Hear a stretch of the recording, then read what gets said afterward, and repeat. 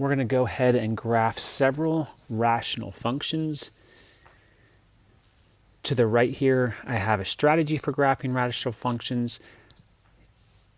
In this video, I'm just going to graph them working through each step. I'm probably not going to read everything. And that's how we're going to work through this. So here we go. So the first thing you can do is you need to factor both the numerator and the denominator. In the case of number 1, there is no factoring to be done in the numerator, so that just stays x minus 1. In the denominator, we see that this can factor into x minus 3 times x plus 2. The next thing we're going to look at is we're going to look at number 2, which has to do with wholes. So normally what I'll do is I'll just write wholes here, and we'll write about those. Wholes are what make canceled factors equal 0. So in this case, we won't have to be concerned with that because nothing cancels in our rational function. So there are no wholes, so none. Next, number 3, in our strategy over here, we're going to look for x-intercepts or zeros. So x-intercepts, zeros. Since this is a fraction, the only way for a fraction to equal 0 is for the numerator to equal 0. So what we do is we look and we determine what values of x make the numerator equal 0. And we see that if x was equal to 1, the numerator equals 0. So we'll put x equals 1. And under that, we see a couple of things. X minus 1 up here, that's to the first power. That's not written, nor does it need to be written, but it is important because when it's to the first power, that means that 1 is the multiplicity. So it's multiplicity 1. It's whatever this exponent is. So multiplicity 1. And 1 is odd. So when we look at odd, it will pass through the x-axis at that 0. If it were even, you see underneath that for b, it would kind of bounce off. That's in quotes because it doesn't technically look like a bounce. But then next, we're going to go to step 4. Step 4, again, this is a fraction. You can't have a 0 in the denominator. So when you have zeros in the denominator, you're going to have vertical asymptotes. So next we put vertical asymptotes and we look at what values of x would make the numerator equal 0. Well, if x equals 3, the numerator would equal 0, or if x equals negative 2. Sorry, the denominator would equal 0. So those are vertical asymptotes. Next, we're going to look at what's either called a horizontal or slant asymptote. You'll just have one of these, one or the other. And that's step 5 here. And what we do is we look at the degree of the numerator compared to the degree of the denominator. So for these first 3 questions, I'm just going to tell you up front, it fits part A here, where the degree of the numerator is less than the degree of the denominator. And whenever that is true, there is going to be a horizontal asymptote at y equals 0. So when we look at degree, so coming up and looking at the actual function, this is the degree of the numerator is 1, because it's x to the first is the highest degree there. And then in the denominator, the degree is 2. So the degree of the numerator is less than the degree of the denominator. So we have a horizontal asymptote at the x-axis, which is y equals 0.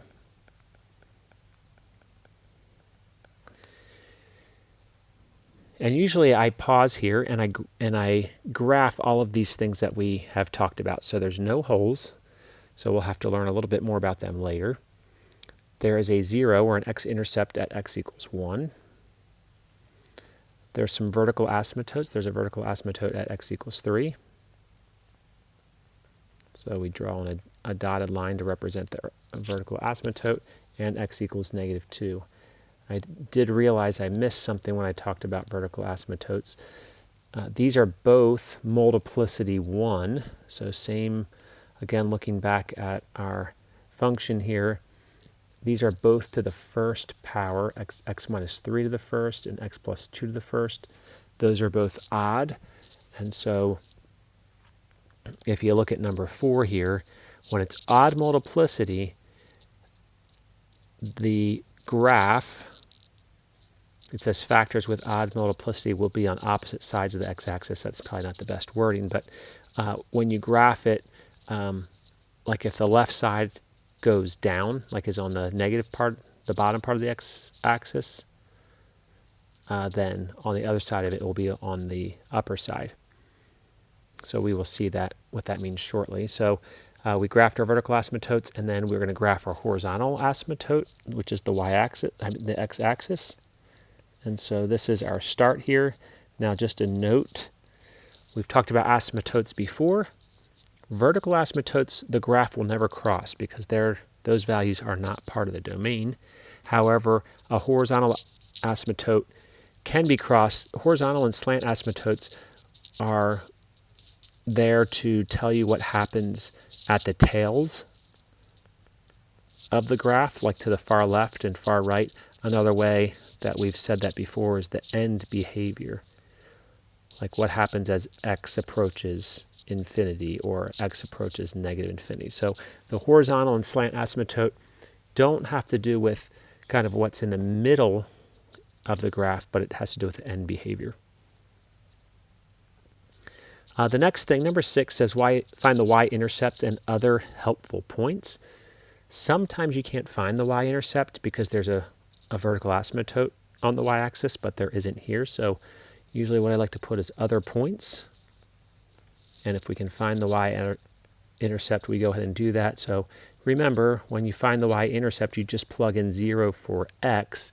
And it's actually usually easiest to just plug in 0 for x into the original before you do any factoring, because if you put 0 in, this becomes 0, this becomes 0, and this becomes 0, so you have negative 1 over negative 6, which the y-intercept will be 1/6. Now it's kind of hard to graph on a small graph like this, but I'm going to do the best I can. It's going to be right around here on the y-axis. And that's actually all we need to graph this function. Now this function's not going to be an exact graph, but we're going to have a good idea of what the shape of this graph will be. So what I'm going to do is I'm actually going to start in the middle section. I usually kind of think of the parts of the graph being separated by vertical asymptotes. So there's going to be a section to the far left, a section in between the two asymptotes, and there's going to be a section to the far right, and we'll graph in those different sections. And since I have a few points here that are in the middle section, I'm going to start there. So my graph has to go through those 2 points. And really, I use the word force sometimes, which kind of sounds funny, but our graph is forced to go through these 2 points. And so over to the left here, it has to go towards this vertical asymptote. So it's just going to go up, closer and closer to that vertical asymptote, and to the right of the 0 here at 1. As I was talking about before, the multiplicity is 1, which means it passes through the x-axis, and so it has to pass through the x-axis, but then there's a vertical asymptote here, so it actually gets closer and closer to that vertical asymptote. So there's our middle branch. I call these things branches. So now what we'll do is we just graphed this part that I'm highlighting again. That is going down as you get closer to the vertical asymptote. Since the multiplicity, so this is at x equals 3, which that has to do with this factor I'm circling here. It was multiplicity 1. So now I'm going to come over here and read this under number 4. Factors with odd multiplicity, in this case 1, which is odd, will be on opposite sides of the x-axis. So on the left side of this vertical asymptote, it's going down. On the right side, it has to be going up because of that odd multiplicity. So it's going to be pointing up and going to positive infinity. So now what we do is we come down here. It has to change direction in here somewhere because there's a horizontal asymptote. We know it doesn't cross the x-axis anymore because there was only one x-intercept. So that's what's on the far right. And then let's come to the far left branch. As mentioned before, this vertical asymptote at -2 comes from this factor here that I'm boxing in. It was multiplicity 1, which is odd. So since our graph is going up on the right side of that vertical asymptote, it has to be going down on the left side. And so we put going down here, and then our graph follows up. It doesn't hit the x-axis again because there's no zeros there or x-intercept, so it has to get closer on the ends here. It gets closer and closer to that horizontal asymptote, which is the x-axis. So that is the graph of our function. I'm going to just stay on the same page here and go to number 2. I'm just going to erase all the things I marked here in our kind of our strategy so we can mark things maybe next time. So number 2, f of x equals x minus 1 over 3 x squared minus 3. So once again, we want to factor. And in this case, again, the numerator cannot factor. So it's x minus 1. The denominator, we can factor out of 3. So that's going to be 3 x squared minus 1, which actually will factor a little bit more because that x squared minus 1 we know factors to x plus 1 times x minus 1. Because it's a difference of squares. I also now notice here that we're going to have some things that cancel. So x minus 1 in the numerator cancels with x minus 1 in the denominator.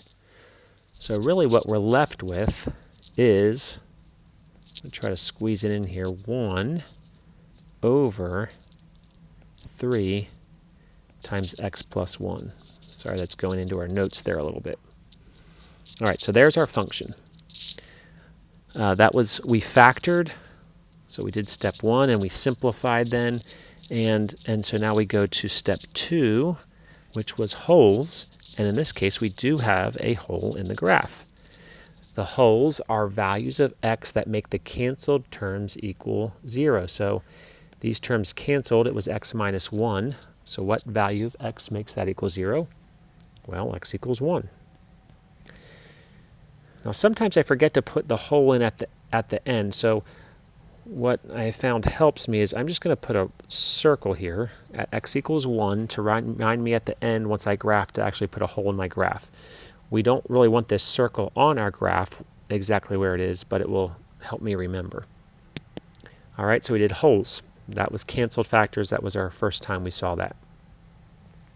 Now we're down next to step 3, values that make the numerator 0 are the x-intercepts. So the x-intercepts, or zeros, that's next. They occur when the numerator, values of x that make the numerator equal 0. Well, once it's canceled, my numerator is 1. Well, 1 can never equal 0.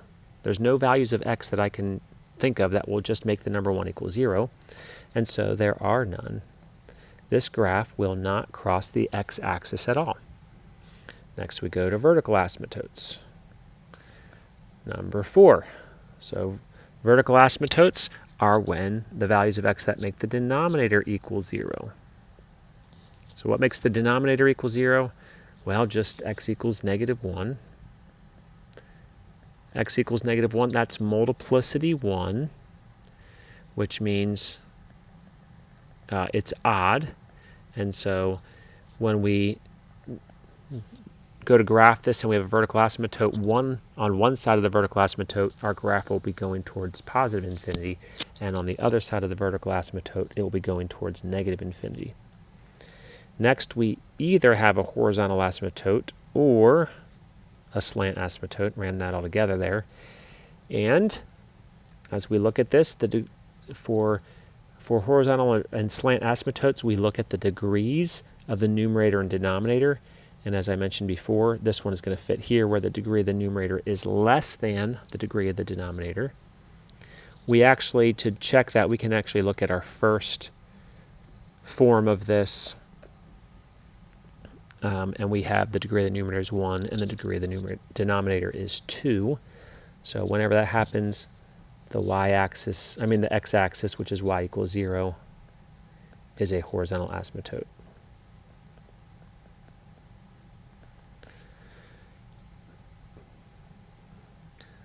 And other points. So other points, we really can plug in most any x value to find a corresponding y value, but usually the easiest, if the y-axis is not a vertical asymptote, is to find the y-intercept, and that is by plugging 0 in for x. Again, we can actually come to this first form. If we put 0, we get -1 over -3, which is 1/3. So let's go ahead and plot all these things that we know so far. We already did the holes. I put a little hole there at 1. We'll work with that later. There are no zeros or x-intercepts. There's a vertical asymptote at -1. So we'll go ahead and put a dashed line there at x equals -1. We have a horizontal asymptote at the x-axis. And then we have one point, we have 1/3 here. So I'm going to put a point at 1/3. Now once again, once we have these things, our graph is kind of forced into some different things. Again, it's an interesting term to use, but this graph where the y-intercept is 1/3, this branch has to go through 1/3. It has to be an asymptote here. Well, so I'm making it go up. You might think, well, can it go down? Well, if it were to go down, I'll do this in yellow. If it were to go down, it would cross the x-axis, but we already know there are no x-intercepts. And so therefore we know it can't be the yellow part. It has to be the part that's going up. So it's that green part. It goes through 1/3, and then again, it can't go through the x-axis, so it's going to have a horizontal asymptote right here. But I have an open circle there, so this is going to be tough to do. Actually, I'm going to go ahead and zoom in this case. So I'm going to get my eraser out. I'm going to erase right here, and I'm going to put an open circle there at x equals 1 because there's a hole there. Actually, maybe I'll stay zoomed in. I'll make this go up. Now, because the vertical asymptote had multiplicity 1, on the right side of that vertical asymptote it's going upward, which means on the left side of the vertical asymptote the graph will be pointing downward. And so this has to come up. It's just going to have to change direction here. Again, it doesn't hit the x-axis again, and the x-axis is a horizontal asymptote. So that is the graph of x minus 1 over 3x squared minus 3.